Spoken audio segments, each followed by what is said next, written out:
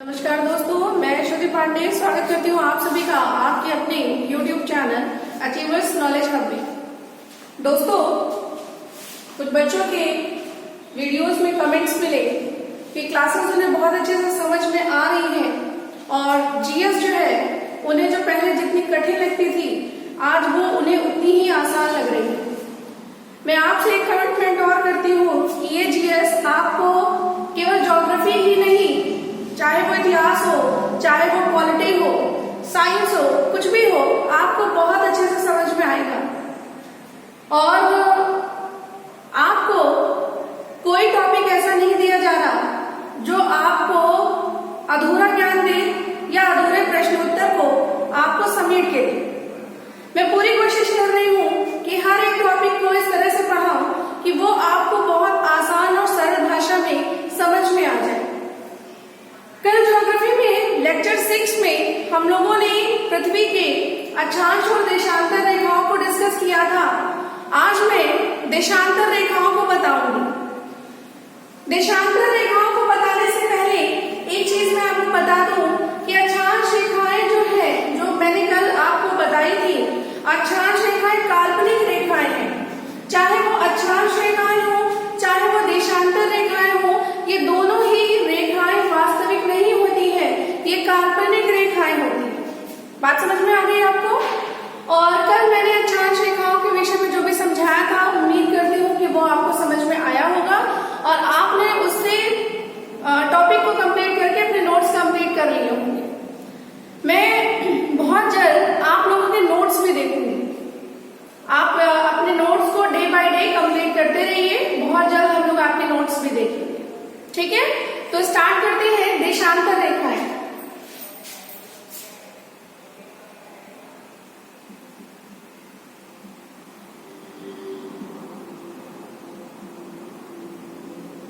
देशांतर रेखाओं को हम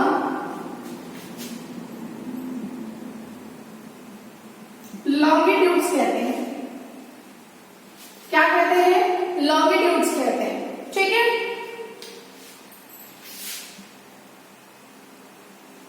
ये पृथ्वी है, ये पृथ्वी है। मैंने कल आपको बताया था कि पृथ्वी के दोनों सिरों पर ये नॉर्थ पोल है यानी उत्तरी ध्रुव है और ये साउथ पोल है यानी दक्षिणी ध्रुव है। हमने आपको बताया था कि उत्तरी ध्रुव को दक्षिणी ध्रुव से सीधे मिलाने वाली काल्पनिक रेखा को हम देशांतर रेखा कहते हैं। ठीक, ये जो देशांतर रेखा है इसे हम 0 डिग्री देशांतर रेखा यानी 0 डिग्री लॉन्गिट्यूड या फिर जीएमटी लाइन कहते हैं, ग्रीनविच मीन टाइम लाइन कहते हैं। अब ये जो देशांतर रेखा है, हमने अक्षांश रेखाओं में पढ़ा था कि 0 डिग्री अक्षांश रेखा ने पृथ्वी को उत्तरी गोलार्ध और दक्षिणी गोलार्ध में बांटा था, जबकि देशांतर रेखाओं में 0 डिग्री देशांतर रेखा इस पृथ्वी को ये पूर्वी गोलार्ध में है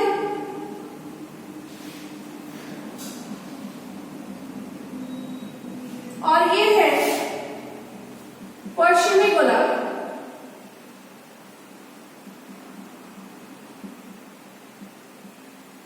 इसे हम वेस्टर्न हेमिस्फीयर कहते हैं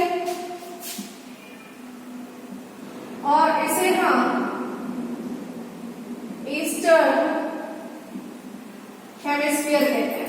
ठीक है, इस गोलार्ध में भी 180 देशांतर रेखाएं होती हैं और इस गोलार्ध में भी 180 देशांतर रेखाएं होती हैं, अर्थात दोनों को अगर हम मिला देते हैं तो 360 हमारी देशांतर रेखाएं हो गई।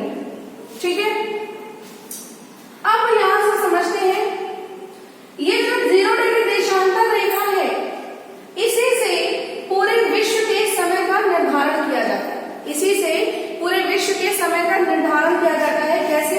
एक चीज यहाँ पर पहले समझ लीजिए कि पूर्वी गोलार्ध है, ये 0 डिग्री लाइन है, तो यहाँ वाली लाइन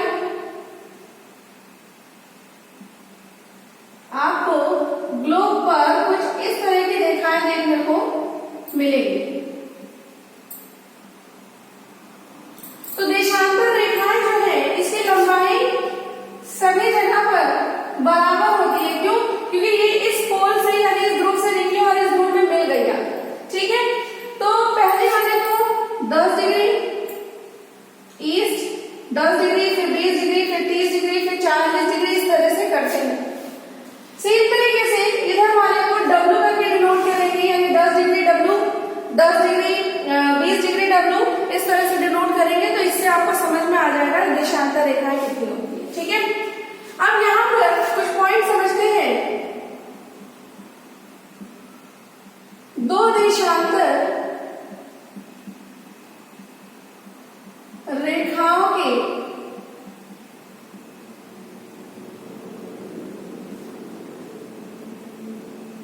मध्य की दूरी 111.32 किलोमीटर होती है। नंबर 2,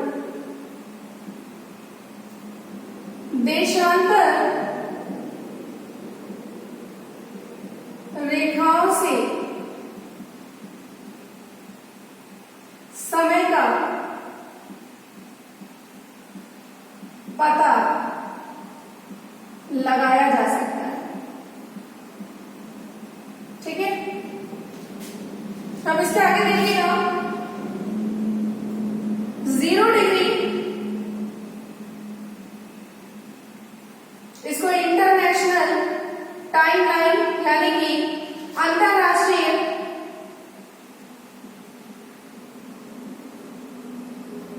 समय रेखा कहते हैं। और इस 180 डिग्री उसे आईडीएल यानी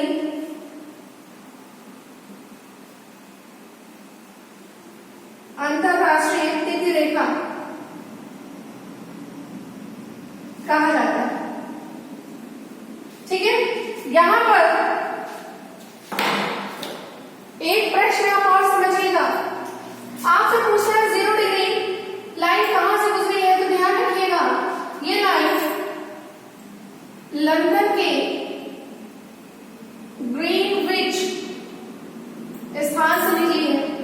और ये लाइन अगर आपसे पूछता है तो प्रशांत महासागर यानी पैसिफिक ओशियन में एक जल संधि यानी स्ट्रेट पड़ता है, जिसे हम कहते हैं बेरिंग जल संधि। क्या कहते हैं? बेरिंग जल संधि से होकर गुजरती है। तो इसके द्वारा हम समय, इसके द्वारा हम डेट का निर्धारण करते हैं और इसके द्वारा हम समय का निर्धारण करते हैं। बात समझ में आ गई? अब एक चीज समझिएगा, 1 डिग्री देशांतर बराबर 4 मिनट के होता है। 1 डिग्री देशांतर बराबर 4 मिनट के होता है। अब हम लोग किसी देश का समय कैसे कैलकुलेट कर सकते हैं, ये समझिएगा। हम लोग भारत का एग्जांपल लेते हैं। 0 डिग्री ये रेखा है और इंडिया हमारा है। इंडिया में हम लोग इंडिया का जो पूरे भारत का समय निर्धारित करते हैं, वो भारत में उत्तर प्रदेश के इलाहाबाद में नैनी जगह पड़ती है। वहां पर एक गांव पड़ता है मिर्जापुर। वहां से जो रेखा गुजरी है उसे हम भारत की प्रधान मध्याह्न रेखा कहते हैं। वो रेखा है 82.5 डिग्री देशांतर। कैसा देशांतर? पूर्वी देशांतर। कैसा देशांतर? पूर्वी। अब एक बात बताइए, इन दोनों के बीच में डिफरेंस कितने का है? आपने सीधा सीधा डिफरेंस देखा कि 82.5 का डिफरेंस है। क्या हम इसे 82 प्लस हाफ लिख सकते हैं? लिख सकते हैं ना। अब आप एक बात बताइए, अभी आपने पढ़ा कि एक देशांतर बराबर 4 मिनट के, एक देशांतर बराबर 4 मिनट के पढ़ा। तो बेटा ये बताइए 82 देशांतर बराबर कितने के हो जाएंगे? तो 82 देशांतर हो जाएंगे 82 इंटू 4, 4 2 जा 8 और 4 2 जा 8 और 4 8 जा 32।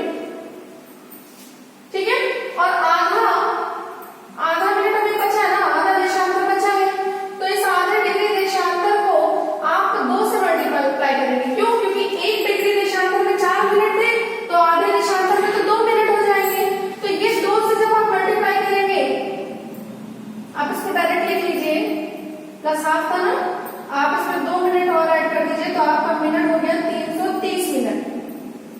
और बच्चा आप 330 को अगर 60 से मल्टीप्लाई करते हैं तो सीधा सीधा चला गया, 5 टाइम चला गया, 5 घंटे 30 मिनट आंसर आ जाएगा। तो आपसे प्रश्न पूछा जाता है कि भारत का समय प्रधान मध्याह्न रेखा यानी जीएमटी लाइन से कितना आगे होता है, तो 5 घंटे 30 मिनट आगे है। अब एक चीज और समझिएगा, जब भी हम इस 0 डिग्री से पूर्व की तरफ जाएंगे तो हमारा समय हमेशा बढ़ेगा। मतलब जैसे यहाँ पर मान लीजिए 7 बजे है और यहाँ से आपका भारत का डिफरेंस समय का निकला है 5 घंटे 30 मिनट, तो 7 बजे में आप 5 घंटे 30 मिनट जोड़ देंगे, तो जब जोड़ देंगे तो आगे समय चलेगा। जब भी अगर 0 डिग्री से आप पश्चिम की तरफ जाएंगे तो हमेशा समय घटेगा। ठीक है, तो ये आपका देशांतर था।